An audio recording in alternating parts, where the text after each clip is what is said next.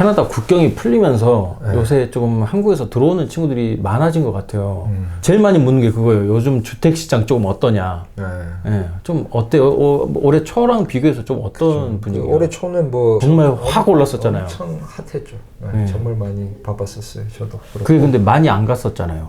한 6월 달까지는 계속 지속됐던 6월? 네. 네. 그리고 7월, 8월 정도 되면서 조금 이제 소강 상태. 네. 아예 불이 꺼진 건 아니지만 이제 약한 불이 네. 붙어 있었어요. 지금 뭐 9월이죠. 9월, 10월도 꾸준한 시장 상태에 이제 거래가 계속 있는. 그러면 지금은 집 사기에 뭔가 적당한 시기도 집을 팔기에 적당한 시기도 아닌 그냥 그 중간 상태라고 네, 보면 그 되는 건가요? 정도라고 봐도 될 것 같아요. 전반적으로 지금 좀 오르고 있나요? 아니면 내리고 있는 추세인가요?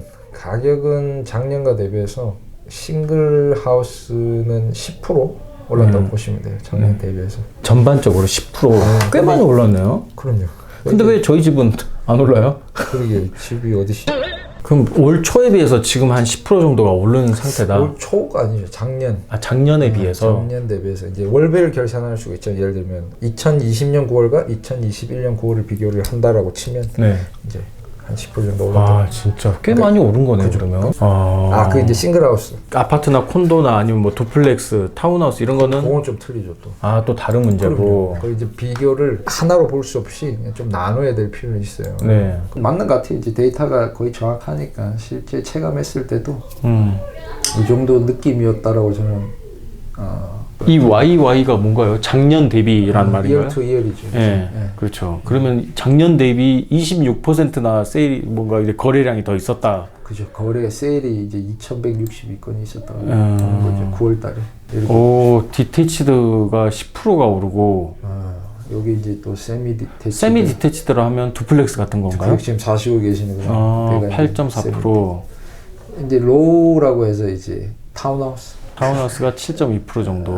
그리고 아파트는 1. 그러니까 엄청 많이 안 올랐죠. 아파트는. 콘도 이제 콘도 얘기하는 거예요. 아파트 스타일의 콘도 많이 안 오른 거예요. 저 정도 올랐으면 손해보고 파시는 분들도 꽤 계셨습니다. 지금 집을 파시는 분들은 이런 올랐다는 걸 좀 체감을 하시나요? 하시겠죠.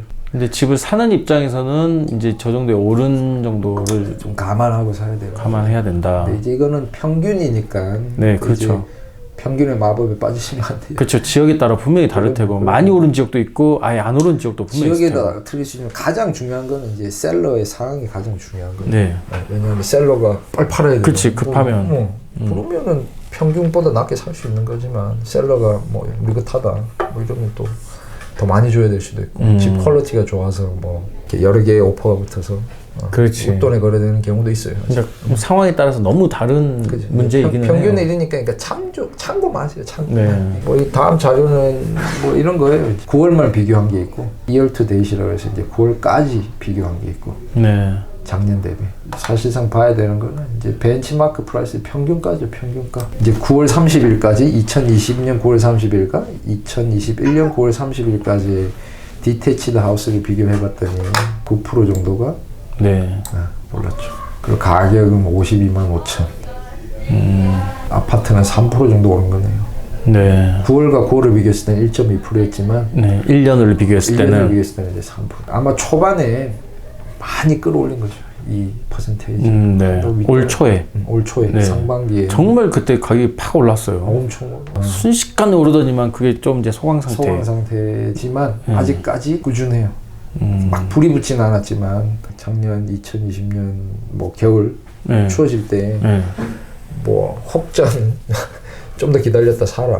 맞아. 더 떨어질 거다. 코로나 오고. 맞아.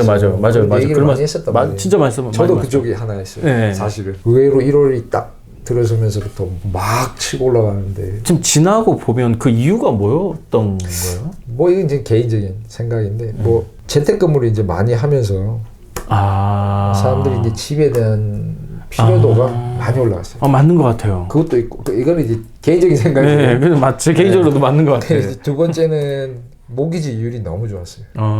이제 한 1.4%까지도 떨어졌었을 거예요 아마. 시중 이제 메이저 은행이 1.4%까지 떨어졌었으니까 갈아타는 건가요? 갈아타는 분들 이제 한지 얼마 안 된 사람 갈아타면 페널티가 너무 세고 뭐 한 1년 정도 남았던 사람들은 페널티 내고도 갈아타신 경우도 많아요. 사실은 저희도 모기지 갈아탔어요. 페널티 6,000불 냈어요. 근데 이제 뭐 1% 세이브 해버리면 그렇죠. 그게 더 훨씬 더 이득이니까 6,000불이라는 돈을 페널티를 내고 그냥 모기지만 갱신했는데 아예 그때 집을 바꾸는 사람도 그럼요. 종종 있었겠다. 계속 또 캘거리로 이주가 될 때니까 캘거리도 또 오를 수 있는 가능성은 있다. 지금 왜냐하면 캘거리 말고 다른 큰 도시들은 다 올랐어요. 그 뭐 상반기는 이렇고 이제 하반기는 지금 뭐 지금까지는 그냥 꾸준한 거래가 계속되고 있는 것 같아요.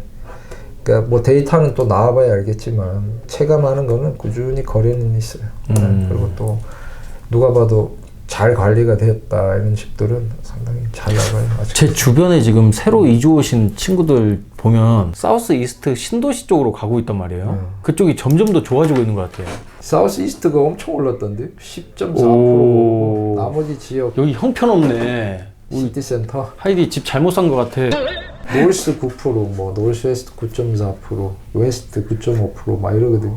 얘가 압도적으로 높더라고요. 근데 이게 실감, 이게 체감이 돼요 사실. 왜냐하면 그쪽으로 가면 매물이 나와도 빨리빨리 나가고 값이 많이 올라 있어요. 왜 그래요?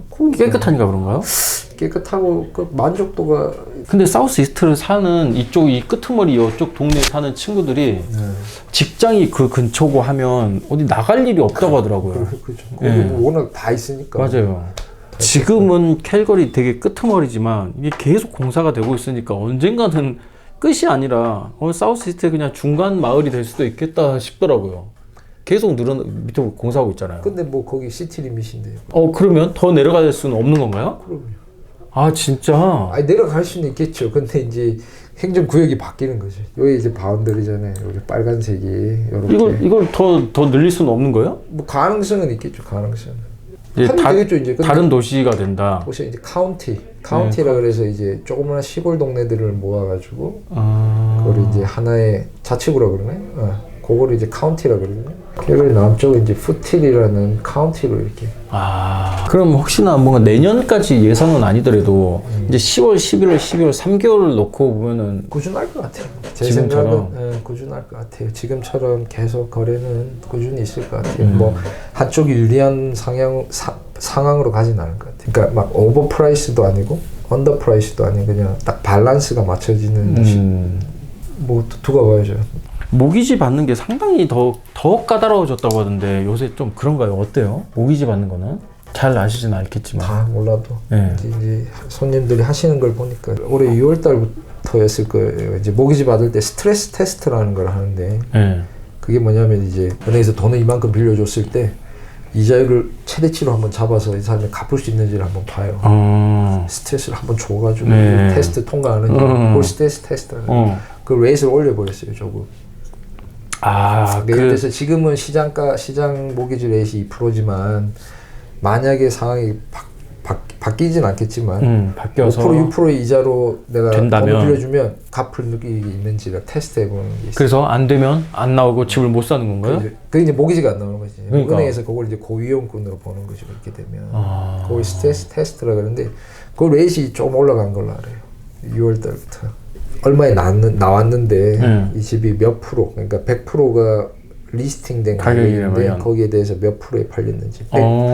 원래 주고 있는 그대로 다 주고 사면 100%로 주고 산 거잖아요. 근데 이제 몇 프로에 샀는지 그런 것들도 이제 데이터가 있긴 해요. 디테이치드 같은 경우는 이렇게 97.78%에 sold to list price ratio인 거예요. 50만 불짜리는 97.78이니까 그걸 계산해보면 50만 불에 97.78%의 거래가 된 거예요. 그러니까 아직 한 2% 정도는 깎아서 샀다는 거죠. 평균적으로 봤을 때. 2% 정도. 그러니까 50만 불짜리 집이면 한 10,000불은 깎아서 샀다는 거죠. 10,000불. 그 정도 선에서. 지금 전반적으로 보면 싱글 하우스, 디테치드라는 싱글 하우스가 마켓에서도 금방 사라지고 35일 만에 팔리고 주도하는 시장을 주도하는 판매되는 것도 압도적이죠. 한 2%만 깎이고 압도적이죠. 많고 아, 압도적인. 이게 물론 막 20억, 30억짜리 집도 평균에 포함되는 거고, 그럼요. 뭐 1억, 2억짜리 하우스도 포함이 되는 거니까 그럼요. 평균인 거죠, 평균. 그러니까 항상 말씀드리지만 평균의 마법에 맹신하실 필요는 없어요. 네. 시장이 이렇게 돌아가고 있구나 정도만 아시면 되는 거예요. 네. 마지막 질문은 이제 오늘 이제 캘거리 시장을 분석을 했다면 네.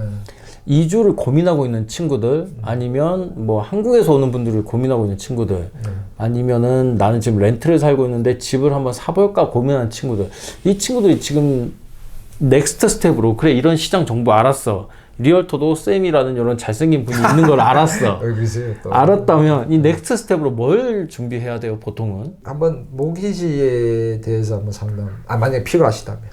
이제 뭐 예를 들어서 현찰이 많아서 사실 수도 있지만 그런 친구는 뭐 극히 네. 일부니까. 네, 그게 아니라 이제 모기지라는 애가 필요하면 뭐 그러니까 지금 이 단계에서는 내가 모기지를 얼마나 받을 수 있는지를 확인하는 방법. 그거에 따라서 그러니까 내가 타겟을 잡을 수 있어요. 모기지가 한 20만 불밖에 안 나오는데 한 막 60만 불, 70만 불짜리 집을 보는 그런 불상사를 미리 막기 위해서. 그게 잘못된 건 아니에요. 왜냐하면 내가 20만 불이라는 걸 내가 인지했기 때문에 60만 불에 대한 목표가 섰으면 그걸 하기 위한 일을 또 해서 인컴을 늘리시면 되니까. 그건 뭐 쉽지 않으니까. 그죠. 근데 이제 만약에 그 상태라면 지금 현재 내가 가지고 있는 자산과 내 인컴 그 두 개를 대비해서 어느 정도의 모기지를 받을 수 있는지. 그게 희한한 게 40만 불짜리 집을 보는 친구들은 50만 불대면 정말 집이 괜찮다.